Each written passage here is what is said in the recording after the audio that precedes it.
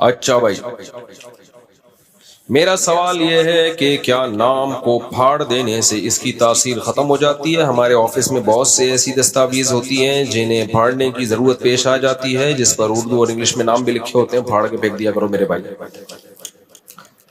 Office میں اور بھی کوئی غم ہے زمانے میں، اس لیے کاغذ نہیں پھاڑنا کہ اس پہ نام ہوگا تو نام پڑ جائے گا، تو یہ وہ نہ پڑ جائے کہیں جس کا نام ہے، تو ایسے تو وہمی بنو گے۔ مفتی صاحب، میرا مسئلہ یہ ہے کہ میں اسکول میں ٹیچر تھی، ٹیچر کی سیلری دینا میرے ذمے تھی۔ کچھ سال پہلے وہاں کے ایک ٹیچر نے کہا تھا کہ ان کو 1 ماہ کی سیلری نہیں دی، جبکہ میرے حساب سے مجھے لگتا ہے کہ میں نے ان کو دے دی، لیکن ان سر کا کچھ سال پہلے انتقال ہو چکا ہے۔ مجھے خیال آتا ہے کہ کہیں ایسا نہ ہو کہ مجھ سے غلطی ہو گئی ہو۔ ایسی صورت میں کیا کرنا چاہیے؟ کیا وہ پیسے ان کے نام سے مدرسے میں دے دیے جائیں؟ کچھ بھی نہیں کریں، دے دی تھی آپ نے، دے دی اس کے ذمہ تھا، وہ گواہوں سے، اور جب ٹائم گزر گیا، مہینہ بھی گزر گیا، تو آپ کو یاد بھی ہے کہ آپ نے دی ہے، تو آپ کیوں وہم کر رہی ہو بلا وجہ؟ اور اگر آپ نے جب کہہ دیا تھا نہیں دی، تو اس کو چاہیے تھا کہ پھر وہ اصرار کرتا یا وہ آپ سے ثبوت مانگتا۔ مسئلہ یہ ہے کہ ہم لوگ تھوڑے سے وہمی بہت ہیں۔ ہم دین پہ جب آتے ہیں نا، تو یہ خاتون کی بات نہیں کر رہا، جنرلی ایک بات کر رہا ہوں، وہم کی طرف زیادہ چلے جاتے ہیں۔ بھائی اسلام تو ملت بیضاء سمحا، صاف ستھرا سیدھا سادہ دین ہے، جن میں ہمیں گناہوں سے بچنے کا حکم دیا گیا، نماز پڑھنے کا حکم دیا، رمضان کے روزوں کا حکم، زکوٰۃ ہے، صدقات و خیرات ہے، ایک دوسرے کی کیئر کرنا۔ یہ جو موٹی موٹی دین کی چیزیں یہ ہیں، ان میں بہت زیادہ وہمی۔ وضو کو دیکھو نا، وضو کرتے ہیں، گھنٹوں گھنٹوں وضو میں بیٹھے رہتے ہیں وہمی لوگ، تو پھر ادب تمیز میں اتنا آگے چلے گئے ہیں، ادب یہ نہ ہو جائے، یہ بے ادبی ہو جائے گی، یہ بے ادبی ہو جائے گی، بہت زیادہ چیزوں کو مسلط کیا ہے۔ ایک صاحب کو میں نے دیکھا، وہ زمین پہ دیکھ دیکھ کے جا رہے ہیں، کہیں اللہ کا نام لکھا ہوا ہے تو میں اٹھا لوں۔ میں نے کہا بھائی، جاتے ہوئے کہیں نظر پڑ جائے کوئی کلمہ لکھا ہوا ہے نیچے پڑا ہوا ہے تو اٹھا لو، دیکھتے ہوئے جانا، کہیں لکھا ہوا نہ ہو، ایسا تو زندگی مصیبت بن جائے گی۔ دیکھو، ایک چیونٹی بھی بلا وجہ مارنے کی اجازت نہیں ہے اسلام میں، بلا وجہ، لیکن چیونٹیوں کو بچانے کی فکر میں لگے رہنا یہ بیوقوفی ہے۔ جب آپ سفر کرتے ہوئے جا رہے ہو کہ کہیں چیونٹی نہ آ جائے، دیکھتے ہوئے جا رہے ہو میرے پاؤں کے نیچے چیونٹی نہ آ جائے، تو یہ زیادتی ہوگی بھائی۔ خود سے بلا وجہ کسی جانور کو مت مارو، اب جا رہے ہو تو وہ تو آ گیا تو آ گیا، سمجھتے ہو گے نہیں سمجھتے ہو؟ کسی نے جانور کا بچہ بیچنے کے لیے قربانی پر لیا، مگر اس سال چھوٹا ہے، 2 دانت کا نہیں ہے، تو اس کے لیے زکوٰۃ کا مسئلہ سمجھا دیں۔ زکوٰۃ دینی پڑے گی اس کو، کیونکہ اس نے یہ خریدا تھا بیچنے کے لیے۔ تو ہر وہ مال جو بیچنے کے لیے خریدا گیا ہو اور اب تک بیچنے کی نیت باقی ہو، اس پہ زکوٰۃ دینی پڑتی ہے۔ تو جس تاریخ کو آپ کی زکوٰۃ نکلتی ہے، اس دن دیکھیں بچے کی مارکیٹ ویلیو کیا ہے، اگرچہ 2 دانت کا نہیں ہوا لیکن والی ویلیو کیا ہے، جتنی ویلیو ہوگی اس پہ زکوٰۃ دینی پڑے گی۔ کسی کو زکوٰۃ دی تو اس نے لیتے وقت کہا کہ اس سے آپ کی ضرورت یا دعوت وغیرہ پر بھی خرچ کروں گا، کیا یہ زکوٰۃ دینے پر ادا ہو جائے گی؟ جبکہ ہمیں کچھ مفاد بھی نظر آ رہا ہے۔ آپ اس نیت سے نہ دیں کہ یہ مجھ پہ خرچ کرے، پھر ناجائز ہے، پھر زکوٰۃ نہیں ہے۔ آپ نے اس کو دے دی، وہ جو مرضی کرے، وہ آپ کی دعوت ہی کر دے ان پیسوں سے، وہ آپ ہی کو کھلا دے، تو اس کا مال ہے، جو چاہے کرے میرے بھائی۔ سمجھتے ہو گے نہیں سمجھتے؟ کسی نے زکوٰۃ ادا کی اور انتہائی غریب ہو گیا تو کیا اسے زکوٰۃ دی جا سکتی ہے؟ یعنی زکوٰۃ دینے کے بعد خود غریب ہو گیا، جب غریب ہو گیا تو دی جا سکتی ہے اس کو۔ رمضان میں کیے جانے والے معمولات پر بیان فرما دیں۔ آپ پر اعتراض ہے کہ دعاؤں اور معمولات پر توجہ نہیں دلاتے، اعتراض کرتے رہو بیٹھ کے۔ کئی بار میں معمولات پر بیان کر چکا ہوں، رمضان میں بھی، اور اعتکاف والوں کو تو ہمارے ہاں الگ سے معمولات بتائے جاتے ہیں۔ البتہ معمولات کے بارے میں میرا طریقہ یہ ہے کہ کسی پہ فورس نہیں کرتا، جیسے ہمارے یہاں اعتکاف میں لوگ بیٹھتے ہیں، جو بیٹھنا چاہیں ابھی سے رجسٹریشن کروا لیں اعتکاف کی، فارم شاید باہر مل رہے ہیں، تو بتا دیتا ہوں، زبردستی نہیں کرواتا، کیونکہ اس وقت لوگوں کا جو دینی لیول ہے بہت گر چکا ہے، تو بڑے بڑے گناہ چھوڑ دیں، فرض نماز سنت موقدہ پڑھ لیں، بڑی بات ہے، باقی معمولات کی بات پھر آگے شروع ہوتی ہے، تو وہ آؤ بیٹھو خوشبو لگا کے انشاءاللہ۔ باقی رمضان میں کرنے کے جو معمولات ہیں، تراویح پڑھے پوری پابندی سے، پھر تہجد بھی پڑھے۔ صحیح حدیث ہے، غالباً مصنف ابن ابی شیبہ میں ہے، حضرت عمر نے تراویح جب جماعت سے شروع کرائی تو جب حضرت عمر مسجد نبوی میں گئے تو جب لوگوں کو تراویح پڑھتے ہوئے دیکھا بہت خوش ہوئے، لیکن آپ نے ایک بات فرمائی، واللتی تنامون عنہا افضل من اللتی تقومون، فرمایا جس نماز سے تم سو رہے ہو وہ افضل ہے اس نماز سے جو تم پڑھ رہے ہو۔ تو حضرت عمر کا مقصد یہ تھا کہ تراویح اتنی لمبی نہ ہو یا ایسے مشغول نہ ہو جاؤ کہ تہجد ہی چھوڑ دو۔ اس سے یہ صاف پتہ چلتا ہے کہ حضرت عمر کی نظر میں بھی تراویح الگ ہے اور تہجد الگ ہے۔ ہمارے اہل حدیث بھائی تہجد والی حدیثیں اٹھا کے تراویح پہ فٹ کرنا شروع کر دیتے ہیں کہ نبی صلی اللہ علیہ وسلم رمضان اور غیر رمضان میں 8 رکعتیں پڑھتے تھے۔ وہ تہجد کی بات ہے بھائی، وہ تراویح کی بات نہیں ہے۔ اور اگر وہ تراویح بھی وہی ہے تو پھر رمضان کی فضیلت کیا ہوئی؟ یہ جو حدیث میں بار بار قیام رمضان قیام رمضان قیام رمضان، محدثین تہجد کا الگ باب باندھتے ہیں، قیام رمضان کا الگ باندھتے ہیں۔ اگر تراویح تہجد ہی ہوتی تو محدثین تہجد کا الگ باب اور قیام رمضان کا الگ باب نہ باندھتے، وہ تہجد ہی میں تراویح کے فضائل بیان کرتے، جیسے کہ امام بخاری نے تہجد ہی میں تراویح کی فضیلت بیان کر دی ہے۔ اس کی وجہ ہے کہ امام بخاری جو باب لے کر آتے ہیں نا، اس کے لیے اس باب سے مناسبت ضروری نہیں ہے۔ جس نے بھی بخاری پڑھی ہے پڑھائی ہے وہ جانتا ہے کہ امام بخاری جب کوئی عنوان قائم کرتے ہیں تو ضروری نہیں کہ حدیث اس عنوان کے تحت آ رہی ہو، یہ امام بخاری کی عادت ہے۔ امام بخاری بدر کا باب قائم کرتے ہیں، اس میں بدر کی حدیثیں ہی نہیں ہیں، صرف وہ صحابی کی ہیں جو بدری تھے، وہ راوی وہ صحابی آ رہے ہیں۔ تو جس کو ذرا سی بھی امام بخاری کی عادت کا پتہ ہوگا نا، وہ کبھی بھی یہ نہیں کہہ سکتا کہ امام بخاری نے قیام اللیل کا باب باندھا اور تہجد کی حدیث ذکر کی، یا تراویح کا باب باندھا اور تہجد کی۔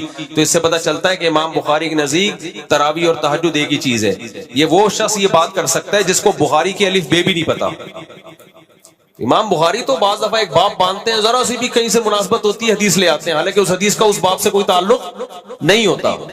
اب ہمارے اہل حدیث بھائی بار بار ہمیں دیکھو امام بخاری نے تراویح کا باب باندھا اور تہجد کی حدیث ذکر کی، اس سے پتہ چلتا ہے تراویح اور تہجد ایک ہی ہے۔ ایسا نہیں ہے بھائی، اتنے سارے محدثین، اور خود امام بخاری تراویح کا نام کیوں دے رہے ہیں اس کو؟ اگر تہجد ایک ہی چیز ہے تو تراویح کا نام کیوں دے رہے ہیں؟ تو بہت سارے محدثین قیام رمضان الگ ہے۔ اگر یہ تہجد ہی ہوتی تو قیام رمضان کے نام سے الگ باب محدثین نہ باندھتے۔ آپ کہہ سکتے ہو کہ جی یہ تہجد ہی ہے لیکن رمضان میں تہجد کی فضیلت بہت زیادہ ہے اس لیے اس کو الگ سے قیام رمضان کا باب باندھا گیا۔ تو بھائی رمضان میں صرف تہجد کی فضیلت نہیں، صدقے کی فضیلت بھی بہت زیادہ۔ حضرت عائشہ فرماتی ہیں نبی صلی اللہ علیہ وسلم رمضان میں سخاوت کا دریا بن جایا کرتے تھے، حدیث کا مفہوم ہے۔ تو صدقے کی فضیلت بھی تو بہت زیادہ ہے، لیکن صدقات رمضان کے نام سے محدثین نے باب باندھا ہے کہ ایک نارمل صدقہ ہوتا ہے، ایک صدقہ رمضان۔ کیوں نہیں باندھا؟ اس لیے کہ رمضان کا صدقہ کوئی الگ نہیں ہے، وہی صدقہ جو عام دنوں میں کرتے ہو رمضان میں اس کی فضیلت زیادہ۔ تو وہی تہجد جو ہم عام دنوں میں پڑھتے ہیں اگر رمضان میں اسی کی فضیلت زیادہ ہوتی، تراویح الگ سے کوئی نہ ہوتی، تو پھر قیام رمضان کا باب ہی نہ باندھتے۔ تہجد ہی کے فضائل میں رمضان میں تہجد کی فضیلت کو زیادہ بیان کر دیا جاتا، جیسے صدقے کا باب ہوتا ہے رمضان میں زیادہ ثواب ملے گا اور الگ سے باب نہیں باندھا جاتا۔ تو اس سے صاف پتہ چلتا ہے محدثین جو قیام رمضان الگ سے باب باندھتے ہیں یہ بتانے کے لیے بھائی یہ وہ قیام نہیں ہے جو روزانہ ہوتا ہے جو عام دنوں میں پڑھتے ہو، یہ الگ سے قیام ہے، اس کے احکام بھی الگ سے، اس کی رکعتیں بھی متعین ہیں، اس میں امام کے ساتھ جماعت کے ساتھ ہوتی ہے، یہ انفرادی بھی پڑھ سکتے ہو آپ، کوئی حرج نہیں ہے، لیکن یہ مسجد میں جماعت سے قائم ہوگی۔ تو حضرت عمر کا بھی یہی قول، حضرت عمر نے کیا فرمایا جب لوگ تراویح پڑھ رہے تھے، واللتی تنامون عنہا افضل من اللتی تقومون، کہ جو نماز تم پڑھ رہے ہو جس سے تم غافل ہو وہ اس سے بھی زیادہ فضیلت والی ہے۔ تو اس سے پتہ چلتا ہے کہ وہ الگ ہے اور یہ الگ ہے، کیونکہ صحابہ میں وہ تراویح پڑھ رہے تھے تہجد میں سو جاتے تھے، اتنی زیادہ تھکاوٹ ہو جاتی تھی۔ تو حضرت عمر کا مقصد یہ تھا یہ پڑھ رہے ہو لیکن اس سے غافل مت ہو، وہ بھی پڑھو۔ تو اور وہ تو پورے سال پڑھی جاتی ہے، رمضان میں اس کی بھی فضیلت بڑھ جاتی ہے تہجد کی، اور یہ تراویح الگ سے ہے۔ تو اس لیے رمضان میں سب سے ایک اہم کام کیا ہے؟ تراویح کی نماز، جو رمضان کی خاصیت ہے۔ چاند نظر آتے یہ نماز غائب ہو جاتی ہے، اگر یہ تہجد ہوتی تو چاند نظر آتے غائب نہ ہوتی۔ تو میں اہل حدیث سے ایک بات پوچھتا ہوں کہ اگر یہ وہی ہے تہجد تو رمضان کی کیا فضیلت ہے نا؟ جو میرا اصل سوال تھا وہ دوبارہ ریپیٹ کر دیتا ہوں کہ آپ عام دنوں میں بھی 8 سنت اور رمضان میں بھی 8 سنت، بلکہ آپ نے تو رمضان میں تہجد کی ویلیو اور گرا دی۔ عام دنوں میں آپ رات کے آخری حصے میں پڑھتے ہو، رمضان میں آپ اول وقت میں پڑھ رہے ہو، تو رمضان کی ویلیو بڑھائی ہے یا گھٹا دی؟ اصل تو آخری وقت میں تہجد، رمضان میں آپ اول وقت میں پڑھ رہے ہو، تو یہ عجیب سی بات ہے یار، پھر رمضان کا کیا فائدہ ہوا؟ اس سے تو بہتر تھا کہ آخر میں ہی پڑھتے رہتے آپ۔ تو اس لیے جب بھی آپ جمہور کے خلاف یا اجماع کے خلاف جاتے ہیں نا، تو آپ پہ کچھ ایسے ایسے سوالات کھڑے ہو جاتے ہیں جس کا آپ کے پاس جواب نہیں ہوتا، اس لیے جمہوری کی ماننے میں ہی خیر ہے، جبکہ وہ دلیل کے لحاظ سے بھی مضبوط ہے۔ تو رمضان کے معمولات بتا رہا تھا آپ کو، سب سے پہلا معمول کیا؟ روزہ تو رکھنا ہی ہے، اس کے علاوہ کیا کرنا ہے؟ تراویح، پھر اس کے علاوہ کیا کرنا ہے؟ رات کے آخری حصے میں اٹھے ہی ہوتے ہیں تہجد، کیونکہ حضرت عمر نے تراویح شروع کی لیکن انہوں نے حکم دیا کہ تہجد کو مت بھولنا تراویح کی وجہ سے، تو تراویح الگ سے پڑھیں اور تہجد الگ سے پڑھیں آپ رمضان میں۔ تیسرا کام کیا کرنا ہے؟ صبح و شام 100 دفعہ کلمے کا معمول بنا لو، 100 دفعہ درود شریف، 100 دفعہ استغفار، 100 دفعہ تیسرا کلمہ سبحان اللہ والحمد للہ ولا الہ الا اللہ واللہ اکبر، جس کو چوتھا کلمہ کہا جاتا ہے لا الہ الا اللہ وحدہ لا شریک لہ لہ الملک ولہ الحمد یحیی ویمیت وہو حی لا یموت وہو علی کل شیء قدیر۔ کی حدیث میں بہت زیادہ فضیلت ہے، کچھ نہیں ہوتا، 10 دفعہ استغفار، 10 دفعہ درود شریف اور 100 دفعہ کلمہ پڑھ لو، ٹھیک ہے نا، صبح بھی اور شام کو بھی۔ دوسرا کام رمضان میں تلاوت، نبی صلی اللہ علیہ وسلم رمضان میں زیادہ تلاوت کیا کرتے تھے، لیکن محدثین نے تلاوت رمضان کے نام سے الگ باب نہیں باندھا، کیونکہ یہ وہی تلاوت تھی جس کی مقدار بڑھ جاتی تھی، لیکن قیام رمضان کا باب الگ سے باندھا ہے، تو یہ وہی تو تلاوت کو بڑھانا ہے رمضان میں۔ تیسرا کام صدقات و خیرات، کیونکہ حدیث میں آتا ہے نبی صلی اللہ علیہ وسلم رمضان میں بہت صدقہ کیا کرتے تھے، صدقے کا ثواب کئی گنا بڑھ جاتا ہے۔ دیکھو کمپنیاں جب پیکج دیتی ہیں تو لوگ اس پیکج سے فائدہ اٹھاتے ہیں کہ نہیں اٹھاتے؟ کیا خیال ہے بھائی؟ سیل لگی ہوئی ہے بھائی، فلاں اسٹور نے کیا کیا کہ بھائی سیل لگی ہوئی ہے، جو چیزوں کی قیمتیں 5000 تھی 2500 پہ آئی ہوئی ہیں، تو سیل سے لوگ فائدہ اٹھاتے ہیں۔ تو رمضان میں نیکیوں کی سیل لگی ہوئی ہے اللہ کی طرف سے، ایک ایک نیکی کا ثواب کئی گنا بڑھا کر دیا جاتا ہے۔ رمضان میں صدقہ کرو گے ثواب کئی گنا بڑھا دیا جائے گا۔ تو تہجد ہے، صدقہ خیرات ہے، صبح شام 100 کی تسبیحات، اور ایک آخری کام دعاؤں کی کثرت۔ 24 گھنٹے میں ایک ٹائم نکال کے لمبی دعا کا معمول بناؤ، رمضان میں عادت ڈالو اس 24 گھنٹے میں ایک ٹائم نکال کے لمبی دعا، سمجھتے ہو؟ اس میں یہ نہیں دیکھو قبول ہو رہی ہے کہ نہیں ہو رہی، بھائی ہمارا کام ہے مانگنا، مانگنے کی عادت ڈالو۔ دیکھو جو دنیا میں بھکاری ہوتے ہیں نا، مانگنے والے، ان کو مانگنے کی عادت پڑ جاتی ہے، کیا خیال ہے؟ میں نے بھکاریوں کو کبھی نہیں دیکھا کہ بھیک مانگنا چھوڑی ہو انہوں نے، حالانکہ ان کو ضرورت نہیں بھی ہوتی، پھر بھی مانگنے کی عادت پڑ جاتی ہے۔ تو یہ انسان کو جب انسان سے مانگنے کی عادت پڑے تو یہ بہت بری بات ہے، لیکن اس سے اتنا تو پتہ چلتا ہے کہ جو مانگتا ہے اس کو مانگنے کی عادت پڑ جاتی ہے۔ تو اسی طرح یاد رکھو جو اللہ سے مانگتے ہیں نا، ان کو ضرورت محسوس ہو یا نہ ہو، اللہ سے مانگنے کی ان کو عادت پڑ جاتی ہے۔ اور یہ بڑا خاندانی کام ہو جاتا ہے جب اللہ سے مانگنے کی عادت پڑ جائے، پھر ان کو سکون نہیں ملتا جب تک وہ مانگے نہیں۔ ہم نے اپنے بزرگوں کو دیکھا ہے، بات بات پہ دعاؤں کے لیے ہاتھ کھڑے کرتے ہیں، اتنی لمبی ہاتھ اٹھاتے ہیں، اتنی لمبی دعائیں مانگتے ہیں۔ کیا ہوا بھائی؟ گاٹ سے نہ الجھے، کیا کہہ رہے ہیں؟ اللہ خیر کرے یار۔ تو بائکیں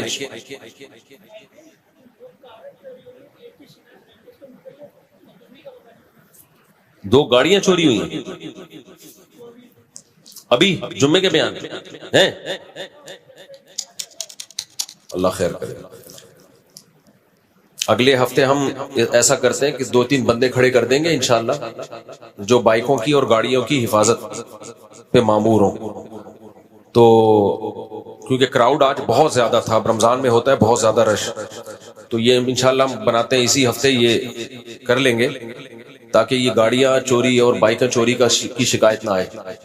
باقی وہ کیمرے میں دیکھ لیں جو کیمرے لگے ہوئے ہیں وہ انشاءاللہ دکھا دیں گے, اس میں یہ تو پتہ چل جائے گا نا کہ اچھا چلے. مفتی صاحب اسلام 360, ہاں دعاؤں کی کثرت سمجھ رہے ہو کہ نہیں سمجھ رہے؟ دعائیں کثرت سے مانگے.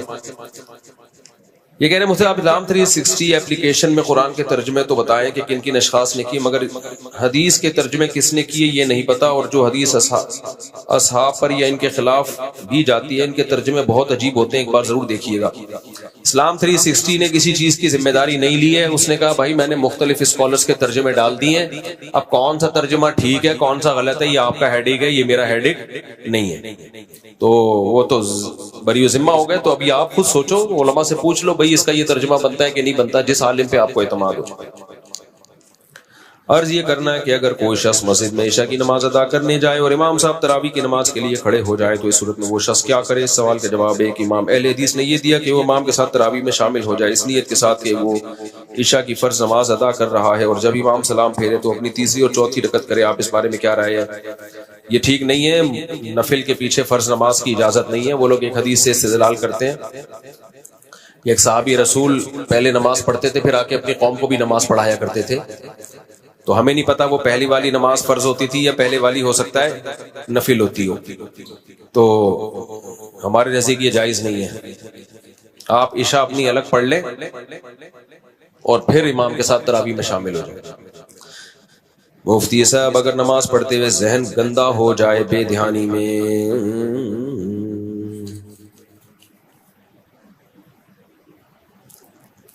اور کوئی سوال پوچھنا ہو کسی نے؟ دیکھو یہ جو شہوانی خیال آتے ہیں اور اس سے جو خطرہ وغیرہ نکل جائے اس سے غسل فرض نہیں ہوتا, اس سے وضو ٹوٹ جاتا ہے آپ کا, دوبارہ وضو کرنا پڑے گا. سب میرا یہ سوال تھا, جب نکاح کے دوران قریب نکاح کے دوران لڑکی سے پوچھا جاتا ہے کہ قبول ہے تو طلاق کے دوران کی پوچھا نہیں جاتا لڑکی سے؟ بہت اچھا سوال کیا بھائی نے. کہہ رہے نکاح کرنے سے پہلے لڑکی سے پوچھا جاتا ہے کہ قبول ہے, طلاق کے وقت کیوں نہیں پوچھا جاتا کہ قبول ہے؟ یہی اسی بات کا جواب ہے کہ عورت کے پاس یک طرفہ خلا کا حق نہیں ہے. یہ خود اس کی بہت بڑی دلیل ہے کہ اگر حق ہوتا تو اس سے بھی قبولوایا جاتا. تو طلاق کا حق اللہ نے مرد کو دیا ہے, اس کو یہ رائٹ دیا ہے کہ وہ چھوڑنا چاہے تو چھوڑ سکتا ہے, باقی اس کو اپریشیٹ نہیں کیا. تو باقی اس میں حکمتیں کیا ہیں, مصلحتیں کیا ہیں؟ کل میرا وہ خلا والا کلپ نہیں جو جہلم والی سرکار کے خلاف میں نے چلایا تھا, اس کا بیچ سے کسی نے کلپ کاٹ کے چلایا ہوا تھا. اتنی گالیاں عورتوں نے مجھے دی ہوئی کہ یہ تو ہے ہی عورتوں کے خلاف, یہ تو ہے ہی ایسا, یہ تو ہے ہی. ایک آدمی نے ڈھنگ کی بات لکھی ہوئی تھی کہ اگر عورت کے پاس یہ حق آ گیا تو جو تھوڑے سے شادی شدہ رہ گئے وہ بھی رنڈوے ہو جائیں گے. تو شکر کرو نہیں ہے عورت کے پاس ڈیورس کا حق, اور عدالتوں کے پاس بھی نہیں ہے. جج اپنی بیوی کو طلاق دے سکتا ہے, دوسروں کی بیویوں کو طلاق نہیں دے سکتا. اب وہ اہل حدیث لوگ بولتے ہیں خلا طلاق تھوڑی ہے. بھائی جو بھی ہے نکاح نہیں ختم کر سکتا. نکاح ختم کرنے کا حق کس کے پاس ہے؟ مرد کے پاس. یہ قرآن کے الفاظ ہیں, او بیدہ عقدۃ النکاح. اللہ نے شوہر کو یہ کہا ہے کہ اس کے پاس نکاح کی گرا اسی کے ہاتھ ہے. اب اہل حدیثوں نے بھی وہ انجینئر والی باتیں شروع کر دی ہیں. ایک تو اہل حدیثوں میں پتہ ہی نہیں چلتا ان میں کوئی ریلائبل مفتی ہے کون کوئی. اور میں نے پورا مدلل دلائل سے کلپ ریکارڈ کروایا, اس کا کوئی جواب نہیں دے رہے. فوراً بس ان کے پاس ایک ہی منجن ہوتا ہے, یہ تو حنفی ہیں, یہ تو مقلد ہیں. بھائی جب ہم اہل حدیث سے بات کریں گے کہ تو حنفیت کی بات نہیں کرتے, پھر ہم آپ کے سامنے ہم قرآن و سنت کے دلائل دیں گے. دیکھو جب میں کسی ایتھیسٹ سے کے سامنے خدا کے وجود کے دلائل دوں گا تو قرآن سے تھوڑی دوں گا, میں تو سائنس سے دوں گا, کیونکہ وہ کہاں قرآن کو مانتا ہے. تو اہل حدیث تھوڑی فقہ حنفی کو مانتے ہیں کہ میں ابو حنیفہ کے قول پیش کروں. جس چیز کو وہ مانتے ہیں میں وہاں سے دلیل دوں گا. اہل حدیث کہتے ہیں ہم قرآن و حدیث کو مانتے ہیں, تو جب میں اہل حدیث سے خطاب کروں گا تو دلیل کہاں سے دوں گا؟ قرآن و حدیث سے. انجینئر تھوڑی ابو حنیفہ کو مانتا ہے. تو جب میں انجینئر کے خلاف عدالتی خلا ریکارڈ کرواؤں گا تو امام حنیفہ کی بات تھوڑی کروں گا, میں بات اس کی کروں گا جس کا وہ دعویٰ کرتا ہے کہ میں مانتا ہوں. وہ کہتا ہے میں قرآن و سنت کو مانتا ہوں, تو میں دلائل کہاں سے دوں گا؟ قرآن و سنت سے. تو پورے کھلے والے کلپ میں نے قرآن و سنت سے دلائل دی ہیں. تو نہ اہل حدیث کے پاس اس کا کوئی جواب ہے، بس پھینکتے رہو. یہ عجیب لوگ ہیں یار، خود جتنی مرضی اندھی تقلید کریں یہ مقلد نہیں بنتے. ہم قرآن و سنت سے دلائل کے انبار لگا دیں تو وہ پھر بھی حنفی ہیں، چونکہ حنفی ہیں تو وہ حنفیوں والی باتیں کریں گے. ابے ہم تمہیں قرآن و سنت سے دلائل دے رہے ہیں بھائی، اور حنفی ہم ہیں بھی اسی وجہ سے کہ حناف میں دلائل کہاں سے لیے جاتے ہیں؟ قرآن و سنت سے. تبھی تو ہم حنفی ہیں. اگر تورات انجیل سے لے رہے ہوتے پھر ہم نہیں حنفی ہوتے. اور امام حنیفہ کو اگر کوئی حدیث نہیں پہنچی تو کوئی ایسی پرابلم کی بات نہیں ہے. ہمارے اندھی تقلید ہے ہی نہیں. بعض چیزوں میں اگر ہمیں پتہ چل گیا امام صاحب تک حدیث نہیں پہنچی تھی تو ہم نے ابو حنیفہ کے قول لیا ہی نہیں اس میں. تو اندھی تقلید کہاں سے ہو گئی ہے؟ تو وہ پہلے ہی ہم چھوڑ چکے ہیں. وہ آپ کے مشورے پہ ہمیں چھوڑنے کی ضرورت نہیں ہے. یہ کہتے ہیں ہمارے مشورے سے چھوڑو. نہیں بھائی، ہمارے ایک اکابر کا سلسلہ ہے، علماء ہے، انہوں نے پہلے ہی چھوڑ دیا. اس میں جب دیکھا کہ بھائی اس میں امام صاحب کے پاس دلیل نہیں ہے، چھوڑ دیا امام صاحب کا قول. تو یہ سارا پروپیگنڈا امام صاحب تک ہو سکتا ہے حدیث نہ پہنچی ہو. تو جب دیکھا بھائی صحیح حدیث ہے تو اب پھر رفع الیدین پر آتے ہیں کہ رفع الیدین میں صحیح حدیثیں کیوں چھوڑ دیتے ہو؟ رفع الیدین میں ہم حدیثیں نہیں چھوڑتے. ہم رفع الیدین کے بارے میں یہی بات کہتے ہیں جو امام مالک نے ہاتھ باندھنے کے بارے میں بات کی ہے. امام مالک کہتے ہیں ہاتھ باندھنے کی حدیثیں لائے ہیں، لیکن کہتے ہیں مدینہ میں ہم نے دیکھا کہ ہاتھ چھوڑ کے نماز پڑھ رہے ہیں، جس سے صاف پتہ چلتا ہے کہ نبی نے آخری عمر میں ہاتھ باندھنا چھوڑ دیے تھے، ورنہ یہ سارے مدینہ والے ہاتھ باندھنا نہ چھوڑتے. تو یہ ویلڈ پوائنٹ ہے. تو بالکل یہی ہمارا رفع الیدین کے بارے میں ہے. بھائی نبی نے کیا ہے رفع الیدین، کون منع کر رہا ہے؟ لیکن دو سجدوں کے درمیان بھی تو کیا ہے نا. تو بھائی جیسے وہ چھوڑ دیا نبی نے تو باقی بھی چھوڑ دیا. کیا دلیل ہے؟ مدینہ والوں اور کوفہ والوں کا عمل. اہل کوفہ کے بارے میں صحیح سند سے ہے کہ وہ رفع الیدین نہیں کرتے تھے، اور مدینہ والوں کے بارے میں امام مالک کی گواہی ہے کہ وہ رفع الیدین نہیں کرتے تھے. تو وہ سارے حدیث کے منکر ہو گئے. تو نبی کی آخری نماز تو کوفہ اور مدینہ ہی میں گئی ہے. کوفہ میں اس لیے کہ حضرت عمر نے عبداللہ بن مسعود کو کوفہ بھیجا، پھر حضرت علی نے کوفہ کو دارالخلافہ بنایا، 1400 صحابہ کو لے گئے. تو علم کا مرکز کوفہ اور مدینہ یہ دو جگہ تھی. تو جب صحیح سند سے ثابت ہو گیا کہ کوفہ والے بھی نہیں کر رہے اور مدینہ والے بھی نہیں کر رہے، تو اٹ مینز کہ نبی نے آخر میں یہ عمل چھوڑ دیا. تو اور سب سے بڑی بات، امام بخاری کے شاگرد ہیں امام ترمذی. امام ترمذی جب رفع الیدین کرنے کی حدیث لے کر آئے تو کہنے لگے وَبِهِ يَقُولُ بَعْضُ أَهْلِ الْعِلْمِ مِنْ أَصْحَابِ النَّبِي، یہی بعض صحابہ کا قول ہے اصحاب علم میں کہ رفع الیدین کرنا چاہیے. لیکن جب رفع الیدین نہ کرنے کی حدیث لے کر آئے عبداللہ بن مسعود کی تو کہتے ہیں وَبِهِ يَقُولُ غَيْرُ وَاحِدٍ مِنْ أَهْلِ الْعِلْمِ مِنْ أَصْحَابِ النَّبِي، یہی صحابہ میں بہت سارے اہل علم صحابہ کا مذہب ہے. یہ کسی حنفی کی گواہی نہیں ہے، یہ امام بخاری کے شاگرد امام ترمذی کی گواہی ہے. سمجھتے ہو؟ اور امت کی میں من حیث الامہ اگر دیکھا جائے، اہل سنت کی بات کر رہا ہوں، سنیوں کی جو قرآن و سنت کو حجت مانتے ہیں، تو ہر دور میں رفع الیدین نہ کرنے والے کرنے والوں سے زیادہ رہے ہیں. تو امت اتنی بڑی گمراہی پہ کیسے جمع ہو سکتی ہے؟ لہذا ہمارے خلاف وہ حدیثیں پیش کرنا بخاری کی کہ دیکھو نبی نے رکوع میں جاتے ہوئے کیا ہے اور رکوع سے اٹھتے ہوئے کیا ہے رفع الیدین، یہ حدیثیں ہمارے خلاف اس لیے حجت نہیں ہے کہ ہم ان حدیثوں کے منکر نہیں ہیں. ہمارا یہ دعویٰ ہی نہیں ہے کہ نبی نے کیا ہے، نبی نے نہیں کیا. ہمارا یہ دعویٰ ہے بھائی کیا ہے، چھوڑ دیا ہے آخر عمر میں، اور اس پہ قرائن ہے، بہت واضح قرائن ہے. اور سب سے بڑی بات یہ کہ کیا تو دو سردوں کے درمیان بھی ہے نا. سنن نسائی کی بالکل صحیح حدیث ہے، علامہ ناصر الالبانی نے اس حدیث کو صحیح کہا ہے. اور کمال کی بات یہ کہ علامہ ناصر الالبانی اس حدیث کی بیس پہ دو سردوں کے درمیان رفع الیدین کے قائل بھی تھے. تو ہم اہل حدیث سے کہتے ہیں جو ان دو سردوں کے درمیان آپ رفع الیدین کیوں نہیں کرتے؟ جو اس کا جواب ہے وہ باقی رفع الیدین میں بھی ہمارا وہی جواب ہے. اب یہ مسئلہ اتنا سنگین نوعیت کا نہیں ہے کہ رفع الیدین پہ میں اتنا ٹائم لگاؤں، لیکن ہمارے اہل حدیث بھائیوں نے اس کو ایسا ایمان کفر کا مسئلہ بنا دیا ہے. ایمان کفر کا مسئلہ تو بنایا انہوں نے، ہم نے تھوڑی بنایا ہے مسئلہ. ہم تو صرف جواب دے رہے ہیں کہ ہم اتنے بے وقوف ہیں نہیں جتنے آپ کو نظر آتے ہیں. ٹھیک ہے نا؟ اور ویسے بھی ایک بات بتاؤں، امام حنیفہ کی رائے اگر کہیں کمزور تھی نا تو ان کے شاگردوں نے ان کی مخالفت کی ہے اس میں. تو جن مسئلوں میں امام ابو حنیفہ کے شاگردوں نے امام حنیفہ کی موافقت کی ہے وہ بہت مضبوط قول ہوتا ہے، کیونکہ وہ خود مجتہد تھے. ایک تہائی مسائل میں کہا جاتا ہے، ایک تہائی یا دو تہائی، جس میں امام ابو یوسف اور امام محمد نے امام حنیفہ کی مسائل میں خلاف گئے ہیں. تو جن مسائل میں یہ تینوں امام جمع ہو جائے نا تو یہ بہت مضبوط رائے ہوتی ہے. پھر تو رفع الیدین نہ کرنے میں امام محمد کا بھی وہی موقف ہے اور امام ابو یوسف کا بھی وہی موقف ہے جو امام حنیفہ کا موقف ہے. ان کے تو سفر بھی مکہ مدینہ ہوئے تھے اس دور میں. یہ سب امام مالک سے مل کے آئے ہیں. وہاں جا کے تابعین تبع تابعین کی نمازیں انہوں نے اپنی آنکھوں سے دیکھی ہیں. ان کے بارے میں یہ کہنا کہ ان کو رفع الیدین کی حدیث ہی نہیں ملی ہوگی، او بھائی صاحب یہ ان دور کے لوگ ہیں جو تابعین کو نمازیں پڑھتے ہوئے اپنی آنکھوں سے دیکھ رہے ہیں. امام حنیفہ تو تابعی تھے، اور چلو نہیں فرض کر لو تابعی نہیں تھے تو تابعین کو تو دیکھا تھا نا آپ نے. ہزاروں تابعین جو صحابہ کے شاگرد تھے ان کو اپنی آنکھوں سے نمازیں پڑھتے ہوئے دیکھا ان لوگوں نے. یہ تو سندوں کے محتاج ہی نہیں تھے، ان کا تو علم مشاہدے پر مبنی تھا.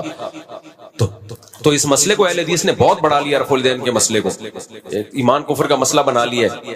تو ٹھیک ہے اختلافی مسئلہ ہے، آپ کر لو، ہمیں کوئی پابندی نہیں ہے. جو نہیں کر رہا تو اس کو آپ یہ کہنا کہ سنت کا منکر ہے، اندھا مقلد ہے، تو یہ آپ کی باتیں ہیں جو آپ کے لوگ اس سے متاثر ہوتے ہیں.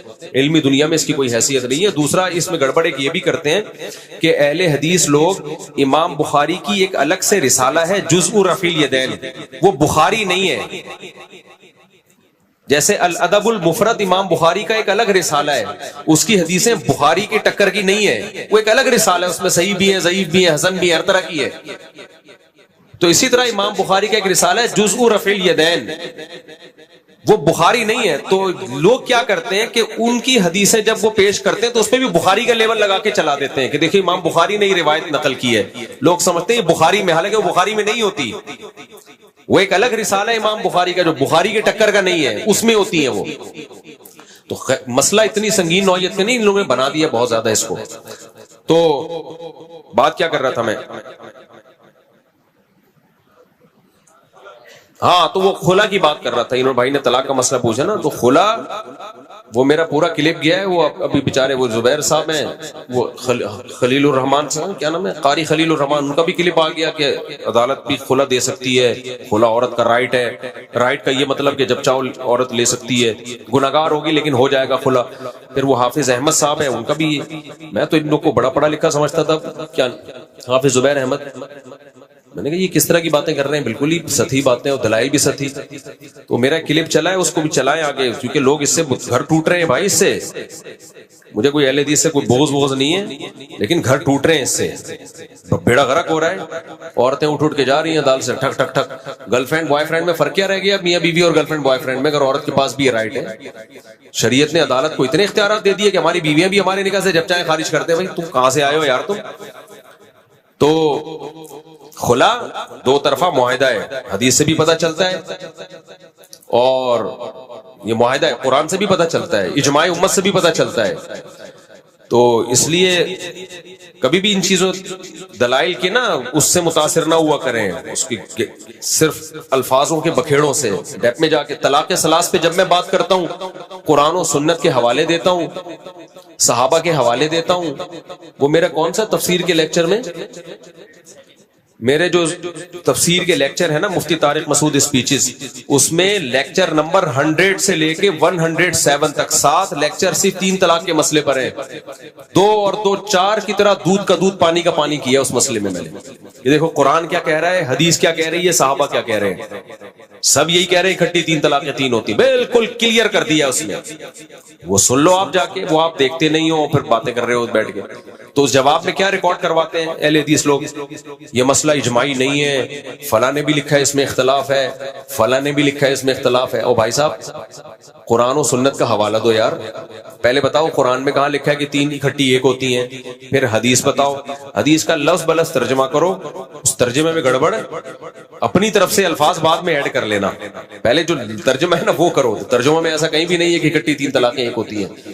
تو خیر کہاں سے کہاں بات چلی گئی. تو عورت کو اس لیے قبولنے کا حق نہیں ہے کہ یہ رائٹ اللہ نے نکاح ختم کرنے کا کس کو دیا ہے، مرد کو. یہاں سیکولر لبرل لوگ اعتراض کرتے ہیں، لبرل انٹیاں، لو بھائی ہمیں تو اسلام نے دبایا ہوا ہے، سارے حقوق کس کو دے دیے، مردوں کو دے دیے.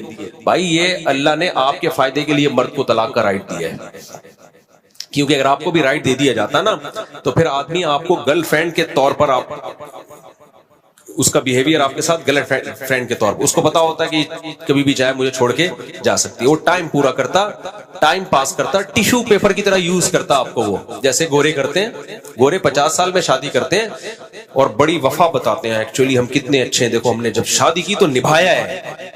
کم بختو تم 50 سال کے بڈھے ہو گئے، نبھا کے کیا تیر مار دیا تم نے یار. تو ہم ہمارے لونڈے لپاڑے جو 18 سال میں شادیاں کر کے زندگی بھر نبھاتے ہیں، ایسے یہ دیکھو لونڈا بیٹھا ہوا ہے، کتنے سال میں تمہاری شادی ہوئی؟ 21 دیر ہو گئی، فائدہ نہیں ہے۔ ہماری بھانجی سے ہی نکاح ہوا ہے اس کا، اس کی بھی عمر کم تھی، یہ 21 سال کا، وہ میرا خیال ہے 17-18 سال کی ہوگی۔ تو ماشاءاللہ اللہ برکت دے، یہی تو عمر ہے شادی کی، جذبات ہوتے ہیں، محبت ہوتی ہے۔ یہ لبرل سیکولر لوگ بیڑا غرق ان بیچاروں کا، نہ اولاد نہ محبتیں، بڈھے بڈھے ہو کے کم بخت شادی کر کے تیر مار رہے ہوتے ہیں بیٹھ کے۔ تو اب اگر اللہ نے اس کی بیوی کو بھی رائٹ دیا ہوا ہوتا، 3 سال بھی بمشکل نکالتا ہی ہے۔ اب کتنے سال کا ہے بھائی؟ 2 دانت کا ہو گئے؟ اچھا تو بھائی کیونکہ آدمی کہتا ہے بھائی کسی بھی وقت چھوڑ کے جا سکتی ہے، تو انسان اپنی جس چیز کے یہ احساس ہوتا ہے نا میری ہے، اس سے محبت بھی کرتا ہے، تبھی تو کرائے کے مکان کا بیڑا غرق کیا جاتا ہے، اور اپنے مکان کو کیسا بنائے۔ جو ٹھیکیدار اپنے لیے جو گھر بناتا ہے اس میں سریا بھی پورا ڈالے گا، اس میں اگر آپ دیوار پہ کیل ٹھوکو گے تو پلستر گرے گا بھی نہیں۔ دوسرے کے لیے جو بنائے گا اس کا دیکھا کیسے بیڑا غرق کرتا ہے، کرایہ دار کو گھر دو بیڑا غرق کر کے بیڑا غرق کر دے گا وہ۔ تو جب آپ کو پتا ہے کہ یار کسی بھی وقت جا سکتی ہے، بے شک ابھی کتنی محبتوں کے دعوے کر رہی ہے لیکن اس کے پاس بھی رائٹ ہے، پھر آدمی کہتا ہے ٹائم پاس کرو میرے بھائی، ٹیشو پیپر کی طرح یوز کرے گا، بس اپنی جنسی خواہش کے لیے رکھے گا اس کو۔ تو یہ مرد کو یہی احساس بیوی پہ خرچ کرنے پر مجبور کرتا ہے، یار یہ میری ہے، یہ عدالت کی نہیں ہے۔ یہ قاری خلیل کیا نام ہے، قاری خلیل الرحمان صاحب کی بھی نہیں ہے یہ، اور وہ حافظ کیا نام ہے، حافظ زبیر صاحب کی بھی نہیں ہے یہ۔ جب تک میں نہیں چھوڑوں گا یہ نہیں جائے گی۔ حافظ زبیر صاحب کو یہ حق نہیں ہے، کیونکہ حافظ زبیر صاحب نے فتویٰ دیا ہے ابھی کہ کسی کی بیوی کے بارے میں ہو گیا نکاح ختم، اس میں یہ بھی تھا کہ وہ بندہ کہہ رہا ہے کہ بیوی نے ایڈریس بھی غلط ڈالا ہے نوٹس بھیجنے کے لیے، پھر بھی بس ہو، عدالت نے فیصلہ کر دیا تو ہو گئی۔ تو یہ اللہ نے ایک ہی تو چیز ہے میرے بھائی جس پہ ہمیں کنٹرول دیا ہے۔ ہاں اگر آپ ظلم کر رہے ہیں تو ظلم میں کورٹ کو تنسیخ نکاح کا حق حاصل ہوتا ہے، اس کے بیسک رائٹ ہی پورے نہیں کر رہے، کیونکہ وہ رکھیل تو نہیں ہے نا، ہے تو بیوی۔ تو آپ اگر بیسک رائٹ پورے کر رہے ہو پھر کوئی نہیں چھڑا سکتا آپ کو اس سے۔ کسی کے باپ خدا نے کسی ماں نے ایسا کوئی بچہ آج تک کوئی جج جنا ہی نہیں ہے، کسی ماں نے آج تک کوئی ایسا جج جنا نہیں ہے جو آپ کا نکاح ختم کرا دے۔ اگر ختم کرائے گا تو پاکستان کے قانون میں ہوگا، خدائی قانون میں وہ ختم نہیں ہوگا۔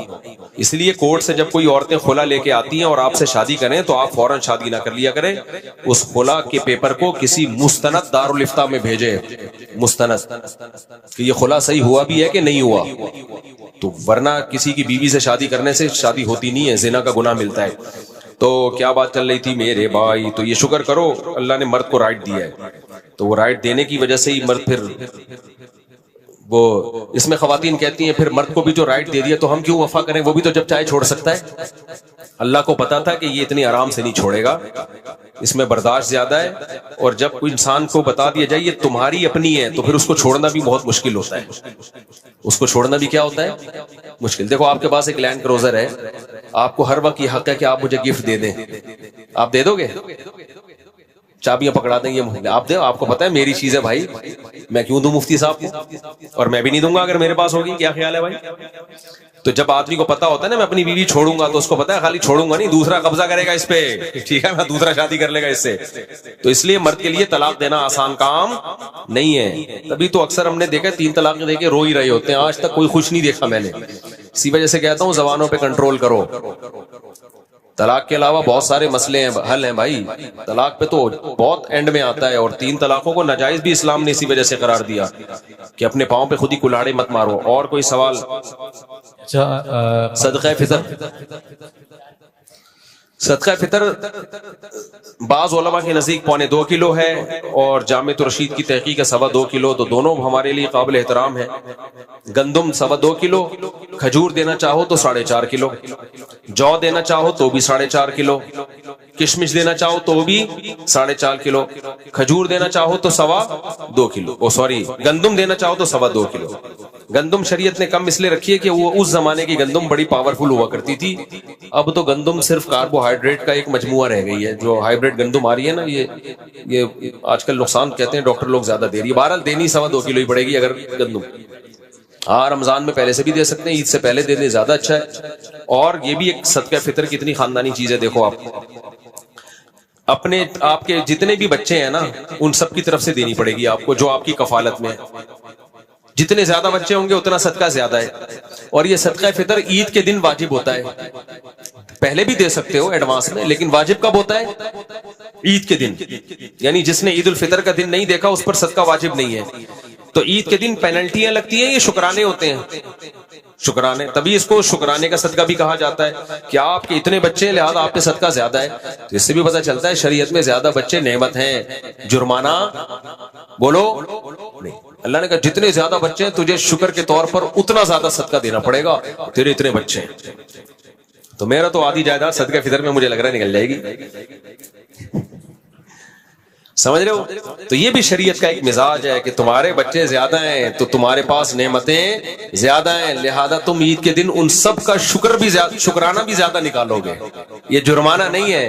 عید کے دن جرمانے ہوتے تو عید کا دن کس بات کا ہوتا؟ یہ شکرانہ ہے. لہذا تمہارے ماتحت جتنے بچے ہیں, اللہ کہتے ہیں اتنے سارے بچے تمہارے ذریعے پلوا رہا ہوں میں, اور سب تمہارے ہیں, تو سب کا صدقہ نکالو. فیملی پلاننگ والے بولیں گے کیوں اتنے غربت, مہنگائی, کم بختو,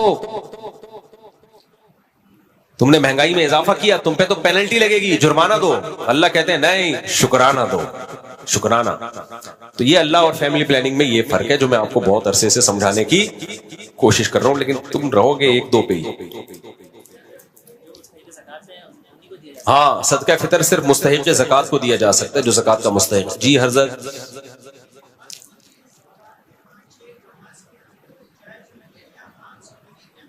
کیا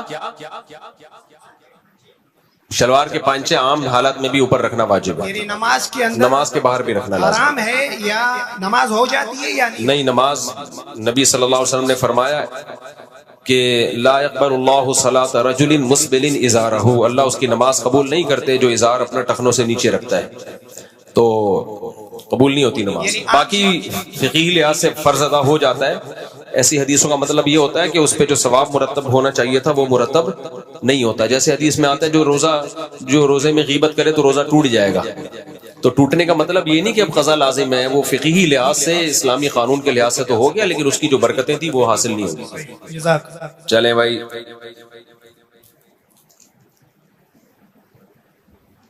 ایک شخص جو نہ نماز پڑھتا ہو نہ روزے رکھتا ہو اس کو زکوٰۃ دینا کیسا ہے؟ جائز ہے, لیکن کوشش کریں دیندار لوگوں کو دیں.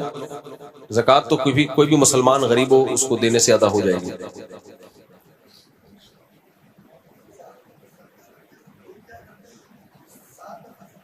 ہاں صدقہ کرتے ہوئے کہہ رہے بھائی کہ لوگ 7 دفعہ سر پہ سے گھماتے پھر کرتے ہیں, جائز نہیں ہے. آپ بس دل میں نیت کر لیں کہ میں صدقہ دے رہا ہوں اور اللہ تو میری مصیبتوں کو, پریشانیوں کو اس سے دور کر. کوئی بیمار ہے صدقہ کرنا چاہ رہے ہیں, اللہ میں صدقہ کر رہا ہوں تو میرے بیمار کو تو ٹھیک کر دے. ایک دعا ہے, اس کو گھمانا ویسے یہ بیکار بات ہے. السلام علیکم. اگر عورت نے روزہ رکھا اور مینسز ہو گئے تو روزہ توڑ سکتی ہے؟ جی, جب عورت کو نے روزہ رکھا اور مینسز آ گئے روزے کے دوران تو روزہ ٹوٹ گیا, اس کا کھانا پینا شروع کر دے وہ. لیکن اگر مینسز تھے اور روزہ نہیں رکھا, مینسز کی وجہ سے روزہ چھوڑ دیا, اور روزے کی دوران روزہ جب چھوڑا ہوا تھا اور مینسز بند ہو گئے تو پھر اس پر کھانا پینا ناجائز ہو جائے گا اس کے لیے. اگرچہ روزہ تو نہیں ہوا کیونکہ صبح صادق سے تو روزے نہیں ہے نا, دوپہر 12 بجے مینسز بند ہو گئے تو چونکہ پاک ہو گئی ہے تو اب اس کو روزے داروں کی طرح رہنا لازم ہو گیا, تو اب اس کے لیے کھانا پینا جائز نہیں ہے, لیکن یہ روزہ قضا کرنا پڑے گا کیونکہ صبح سے تو روزہ نہیں تھا نا اس کا. یہی حکم مسافر کا ہے کہ کسی نے سفر میں روزہ نہیں رکھا, کھا رہا تھا اور اس دوران وہ اپنے شہر میں داخل ہو گیا تو اب مقیم بن گیا ہے. اب چونکہ مقیم بن گیا ہے تو رمضان میں اب اس پہ افطاری تک روزے داروں کی طرح رہنا لازم ہے اس کے اوپر. اب وہ کھا پی نہیں سکتا کیونکہ مقیم بن گیا ہے نا, تو مقیمہ والے حکام ہوں گے. ہاں قضا بھی کرے گا بعد میں, لیکن افطاری تک اب اس کے لیے کھانا پینا جائز نہیں ہے, وہ روزے داروں کی طرح رہنا لازم ہے اس پر. السلام علیکم. مفتی صاحب میرا سوال یہ ہے کہ جیسے جماعت کے بیچ میں اگر آپ کا وضو ٹوٹ گیا تو آپ وہیں پہ اس کو نماز کو پورا کریں گے یا وہاں سے باہر کیسے نکلیں گے؟ پیچھے والوں کی نماز خراب نہیں ہوگی؟ نماز کے دوران وضو ٹوٹ گیا تو نکل جائیں، پیچھے والوں کی نماز بھلے خراب ہو جائے، اچھا صف توڑ کے نکل جائیں۔ اچھا، ایک سوال اور یہ ہے کہ حیض کے دوران جو عورت مصحف کو قرآن نہیں چھو سکتی، اگر قرأت کرنا چاہے وہ بھی نہیں کر سکتی؟ نہیں، دل میں ناپاکی کی حالت میں قرآن مجید کی تلاوت جائز نہیں ہے۔ دعائیں پڑھ سکتی ہیں قرآن کی، آیت الکرسی، سورہ فلق، سورہ ناس، یہ رقیہ کی نیت سے، دم کی نیت سے پڑھی جا سکتی ہیں، تسبیحات ہیں، درود شریف ہیں، باقی ساری عبادتیں ہو سکتی ہیں۔ جی حضرت۔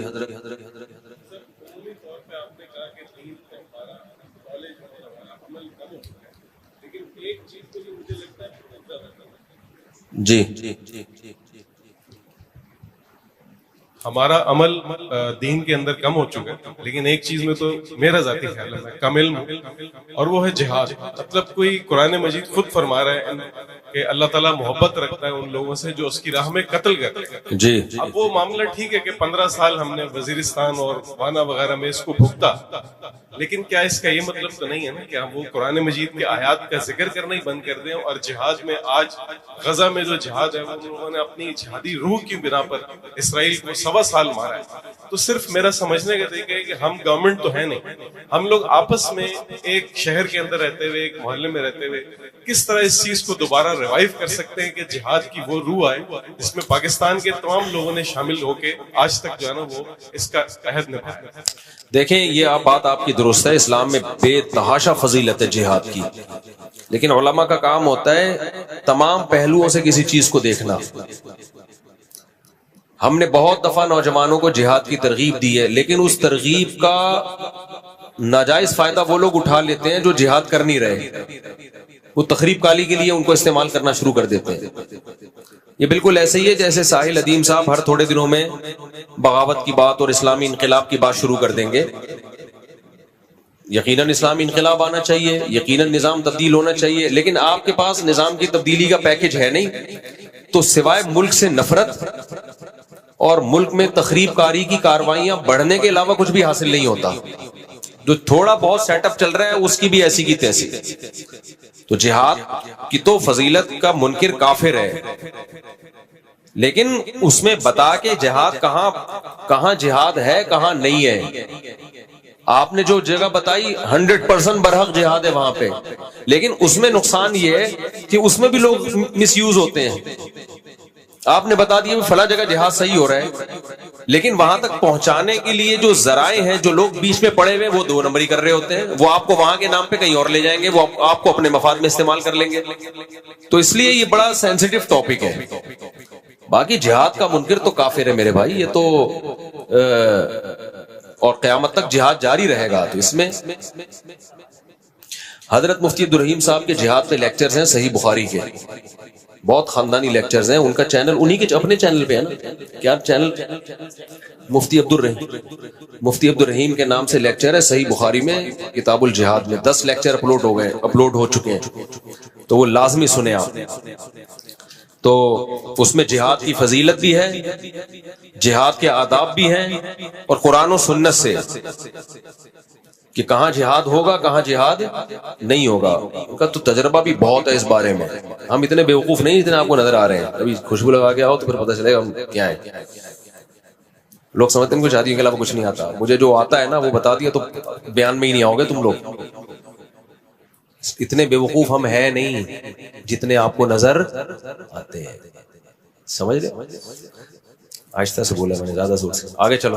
مولوی صاحب، اچھا ہمارے محلے سے جماعت نکل رہی ہے 40 دن کا نا، تو میری والدہ کو مطلب ہاسپٹل میں اس کو کیموگرافی جو انجیکشن ہوتی ہے شوکت خانم میں، تو اس کو وہ بھی ہو رہی ہے، اور میری والدہ مجھے کہہ رہی ہے کہ آپ چلے جاؤ، لیکن میری جو وائف ہے وہ مجھے کہہ رہی ہے، کبھی کہہ رہی ہے کہ ہاں چلے جاؤ، کبھی بول رہی ہے نہیں چلی جاؤ، تو مجھے خود بھی سمجھ نہیں۔ کیا والدہ ہاسپٹل میں ہے؟ والدہ کا بھی مسئلہ ہے، لیکن والدہ تو میرے کو کہہ رہی ہے کہ آپ چلے جاؤ۔ کہاں چلے جاؤ؟ بیوی کو لے کے الگ؟ نہیں، مطلب 40 دنوں کے لیے تبلیغ میں جماعت جو والدہ کہہ رہی ہے چلے پہ چلے جاؤ، بیوی کہہ رہی ہے، بیوی کبھی کہہ رہی ہے چلے جاؤ، کبھی کہہ رہی ہے نہیں جاؤ۔